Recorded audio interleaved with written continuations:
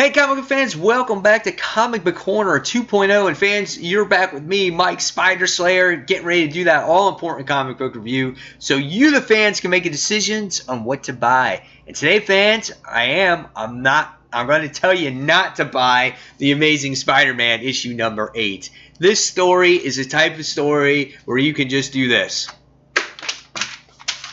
and you won't miss anything of what goes on in Spider-Man's life. This story in overall has been very generic. This is the story that has to deal with Mr. Negative and him getting his revenge on some old man that's a scientist that ruined his life. That's basically what happens in this issue. In fact, what happens is Mr. Negative, of course, fails. And Spider-Man winds up saving the day, of course, with the help of Cloak and Dagger. Alright, now the side plot in this actual story has to do with Peter Parker's supposed girlfriend, which we never actually got the confirmation she was his girlfriend until recently. We just saw that they were on a lunch date or a lunch thing or a function showing off the new Spider-Mobile. But in this issue, in the beginning, it says, yeah, right here, it says Leah Tang is his girlfriend now. And we find out that she's working for the Scorpio gang and she's trying to save her mother from cancer. And that's why she's been giving information to the Zodiac gang. So she was set out to destroy Spider-Man. So she thinks she can destroy Spider-Man and his Spider-Mobile. Well, as the whole thing with Mr. Negative is going on, it's just, let's just say everything just fails. Because Mr. Negative the whole time thought that Peter Parker was under his influence by that shade drug. But it really wasn't. So the plan all goes south for Mr. Negative. He winds up getting beat.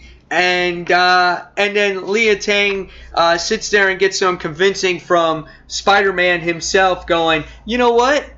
I didn't know this was all about your mom. Hey, we can help you. We can save her. You know, just do the right thing. And she's like, really? We can do that? And they have all this nice little discussion. And in the end, Mr. Negative, of course, gets away. Generic. Cloak and Dagger wound up getting their drug reversed, so they're good again. Generic. And even the very ending was just a generic freaking ending. Just very...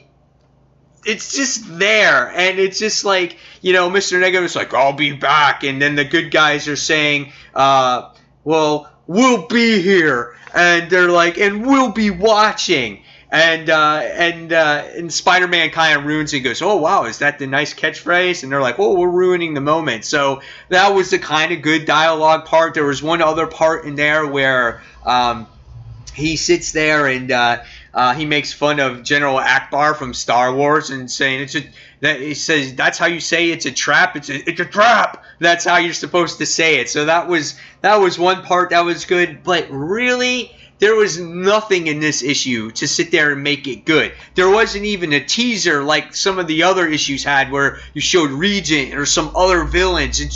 It just ends just by Mr. Negative going away, and it's just a waste. It was a whole waste of $3.99. In fact, this whole thing was a waste of $12. This was the worst story arc ever. Like, this is supposed to be the Amazing Spider-Man, and it sucked. It really did suck. I was like, what am I reading? I just wasted a half hour of my life, but I'm getting off on this rant right now, so I guess I don't know. This book sucked. It just sucked. And in the next issue, Spider-Man has to deal with this whole thing in Shanghai. So now he's going to be in Shanghai. The only thing I see in the background there is like Dr. Octopus maybe? I don't know. I have no idea. At this point, I don't even know what's going on in the book and where we're going next. We got teasers up the ass. We got regions showing over here. Like, what's going on? Why are we stalling? Let's get to the stories already. So, by the time I got done reading this, seriously, guys, probably the worst Amazing Spider-Man issue I've read from this volume so far. And it was a waste of $4. And I think I'm giving it 1.5 out of 5 stars. It may be hard on my end, but I hold Spider-Man to a high standard. He is one of the flagship characters for the Marvel Universe. There's got to be better story than a freaking wannabe girlfriend trying to kill him to get her mom cured from cancer. That's dumb. And to say, hey, you can join me. You can, you can. We'll help you. I mean, come on, guys. Come on. There's got to be something better than this. Really. It has to. I'm done. This book is dumb. Review over. Don't buy it. Waste of time. Just start over on the new story arc. And hopefully we'll get a better Spider-Man story. So guys, until the next comic book review, this has been my rant on The Amazing Spider-Man issue number 8. Take care, guys. Bye.